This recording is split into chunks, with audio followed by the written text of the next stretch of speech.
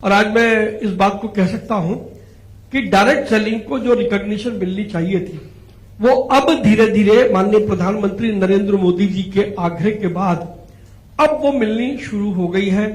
Direct selling की policy बन गई है, डायरेक्ट सेलिंग के रूल्स बन गए हैं और जो एक्ट पार्लियामेंट में आया था जिसमें डायरेक्ट सेलिंग को एमएलएम के साथ जो इनिशियल जो आया उसमें एमएलएम के साथ जोड़ा गया। लेकिन मैं धन्यवाद करता हूं माननीय गृह मंत्री श्री अमित शाह जी का कि पार्लियामेंट में बिल आने के बाद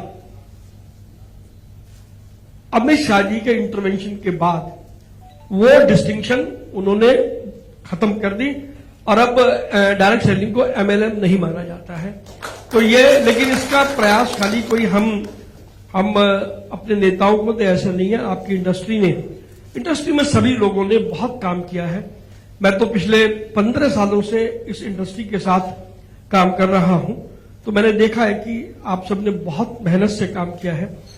एक बात जरूर थी जो मैंने आज से 1.5-2 साल पहले कहा था, जब रोहित सिंह जी जो अब उस वक्त हमारे कंज्यूमर अफेयर्स मिनिस्ट्री के सेक्रेटरी थे, मैंने कहा था कि सरकार की मदद चाहिए तो आपको पहले परसेप्शन बदलना पड़ेगा।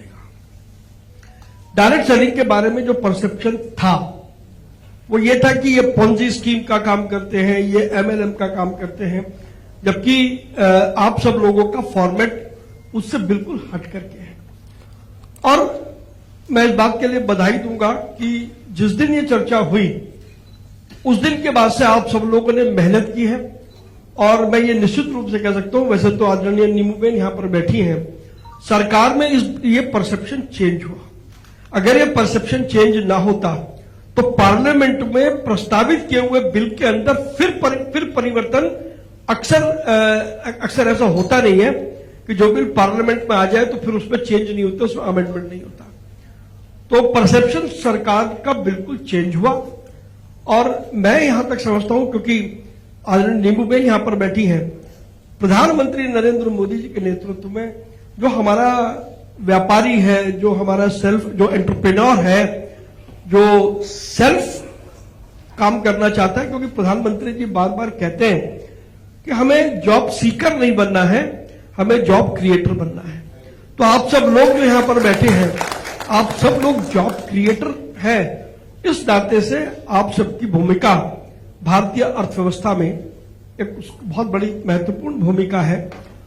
कंसल्टेशन लगातार सरकार करती आई है और ये बड़ा चेंज, सुरेंद्र वंश जी यहां बैठे हैं, राजीव गुप्ता जी यहां बैठे हैं, 2014 से पहले कंसल्टेशन नहीं होती थी, लेकिन 2014 से जब से नरेंद्र मोदी जी की सरकार आई है कंसल्टेशन के दौर हुए हैं। और डायरेक्ट सेलिंग के बारे में मुझे मालूम है 10-10 बार आप सब लोगों से बातचीत सरकार ने उस वक्त की। मैं तब आपके साथ था, अब मैं आज भी आपके साथ हूं, बट तब मैं टेबल के उस तरफ था, अब मैं टेबल के उस तरफ भी हूं और टेबल के इस तरफ भी हूं। तो मैं कोई अपनी सरकार का बखान नहीं कर रहा, ये इतिहास है, ये रिकॉर्ड है, क्योंकि मैं लगातार पिछले 35 सालों से व्यापारियों की समस्या उठाता रहा हूं। मैंने देखा है कि 2014 से पहले कंसल्टेशन होती नहीं थी और मंत्री से समय मांगो तो समय नहीं मिलता था, लेकिन 2014 के बाद व्यापारियों के साथ लगातार कंसल्टेशन हुई है। एक एक विषय पर सरकार ने दिल खोल करके कंसल्टेशन की है और अगर वो ना किया होता तो डायरेक्ट सेलिंग के रूल्स नहीं आते। तो अभी जो बाकी थोड़ा बहुत काम बचा है, मैं आपसे यह आग्रह करूंगा, हम सब लोग तो आपके पूरी इंडस्ट्री के साथ में ही है, कि फॉर्मेट आप बना लें कि आपको अब बाकी क्या बच गया। आपका काफी कुछ बचा है, लेकिन क्या बच गया और उसको पाने का रोड मैप क्या है। जब तक हम ये नहीं बनाएंगे तो हम हवा में लाठी घुमाते रहेंगे, हाथ में कुछ आना जाना नहीं है। तो मैं निश्चित रूप से आपको एक कह सकता हूं कि इसको करने के लिए आप सब लोग सक्षम हैं। आप कोई भी रोड मैप बनाए, हम सब लोग आपके साथ पूरी मजबूती से पहले भी थे, आज भी हैं और कल भी रहने वाले हैं। Confederation of all India traders के सेक्रेटरी जनरल की हैसियत से मैं आपको ये भरोसा देता हूं कि जैसे कैट पहले आपके साथ खड़ा था, कैट आज भी खड़ा है, कैट कल भी खड़ा है। लेकिन अभी 2 दिन हमारा अशोका होटल में कल हमारा 2 दिन का कन्वेंशन खत्म हुआ, जिसमें देश के सभी राज्यों के 350 से ज्यादा ट्रेड लीडर्स जो स्टेट की इकोनॉमी को चलाते हैं वो मौजूद थे। अंडमान निकोबार से भी आए थे, लक्षद्वीप से भी आए थे और देश के सभी राज्यों से वो लोग आए हैं। एक बात पक्की है कि ये जो हमारे जो वैसे तो नीमू बहन बैठी हैं तो, लेकिन मैं कह सकता हूं क्योंकि उनका मुझ पर विशेष स्नेह रहता है, ये जो रामलाल श्यामलाल का व्यापार है, यदि हमारे मन में कोई कल्पना हो ना साहब, इस रामलाल श्यामलाल को खत्म करना पड़ेगा, ये आप पक्का मान लो। नरेंद्र मोदी जी के शासन में रामलाल श्यामलाल तो नहीं चलेगा। दूसरा, अगर आप अपने को अपग्रेड नहीं करेंगे, मॉडर्नाइज नहीं करेंगे, डिजिटलाइज नहीं करेंगे, आप टेक्नोलॉजी के साथ नहीं चलेंगे तो दौड़ में आप पीछे रह जाएंगे। फिर वो लोग दौड़ में आगे आएंगे जो जिनके पास टेक्नोलॉजी है, जिनके पास रिसोर्सेज है, जिनकी डीप पॉकेट्स है। तो कल फिर ये ना कहें कि क्योंकि हम कुछ नहीं कर रहे दूसरा आ गया और हम इसी बात की शिकायत करते रहेंगे। हमने बाकी ई कॉमर्स के सेक्टर में हम लोगों ने जहां बड़ी कंपनियों को हमने निशाना बनाया, अभी सीसीआई की रिपोर्ट आई है, सीसीआई ने साफ साफ दो बड़ी कंपनियों को यह कहा कि इन्होंने गड़बड़ करी है, लेकिन उसके साथ साथ हमने ये भी कहा कि हमारे व्यापारियों को भी अपग्रेड और मॉडर्नाइज होने की जरूरत है और हम उसके लिए एक एक स्टेट में जाकर के हम स्किल डेवलपमेंट के कार्यक्रम चला रहे हैं। टेक्नोलॉजी क्या है, हम मेटा के साथ हमने मिलके सोशल कॉमर्स, व्हाट्सएप को आप कैसे यूज कर सकते हैं व्यापार के लिए, हम उसकी वर्कशॉप चलाते हैं। मास्टर कार्ड के साथ मिलकर के हम डिजिटल पेमेंट का एडॉप्शन और एक्सेप्टेंस कैसे हो, हम वो काम करते हैं। स्टेट बैंक ऑफ इंडिया और एचडीएफसी बैंक के साथ मिलकर के देश की बैंकिंग से आपको कैसे लाभ हो सकता है डिजिटली, हम उस पर काम कर रहे हैं। ऐसे बहुत सारे काम हम पूरे देश में कर रहे हैं।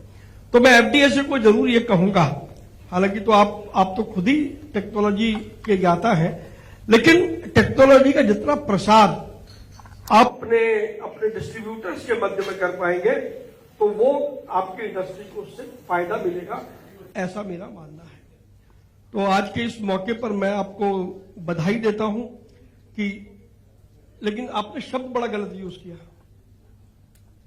जैसे होता है ना 13वीं,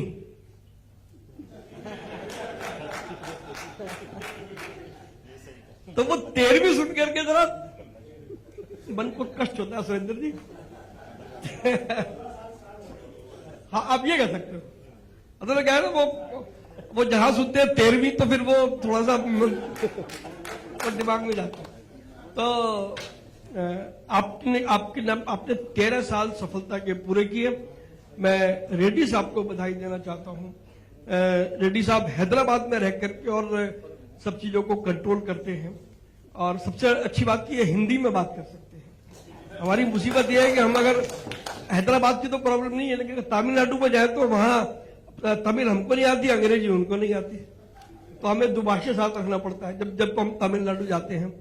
लेकिन रेड्डी साहब का, किशोर जी का, वत्स जी का और राजीव जी का तो खैर सारा मामला है ही, और खासतौर पर जो हमारे एडवाइजर हैं, विशेष तौर पर हेम पांडे जी का मैं आभार मानता हूं। आज यदि डायरेक्ट सेलिंग को जो दिशा मिली है और उसकी दशा सुधरी है, उसमें हेम पांडे जी का बहुत बड़ा योगदान है। जब हेम पांडे जी सेक्रेटरी थे उस समय ये परिवर्तन का दौर शुरू हुआ था, मुझे अच्छी तरीके से याद है। हालांकि जब हम हेम पांडे जी को मिलने जाते तो ढंग से हमसे बात नहीं करते थे। वही सेक्रेटरी जो सरकार का होता है, लेकिन उसके बावजूद भी मित्रता हमारी वैसी रही। तो हेम पांडे जी का मैं विशेष रूप से, क्योंकि यहां हेम पांडे जी मौजूद हैं, तो इसलिए मैं उनका जरूर आभार मानूंगा कि हेम पांडे जी ने वो पहला जिसे कहते हैं ना फंडामेंटल स्टोन किस लिए रखा, तो हेम पांडे जी का। मेरे मित्र रमेश कैलासम थे यहाँ पर, कहां पर रमेश जी हैं? रमेश जी सबसे पीछे बैठे हैं। इस पूरे इस परसेप्शन को चेंज करने में हमारे रमेश कैलासम जी की भी बहुत बड़ी भूमिका है। तो सब लोग जिन्होंने इसके लिए काम किया, मैं उन सबको बहुत बहुत धन्यवाद देता हूं, बधाई देता हूं, और मैं उम्मीद करता हूं कि जो आपके बाकी के 25 साल पूरे होने में जो 12 वर्ष हैं, वो काम आप 6 साल में कर लो तो हम 6 साल बाद ही आपकी 25वीं मनाएंगे।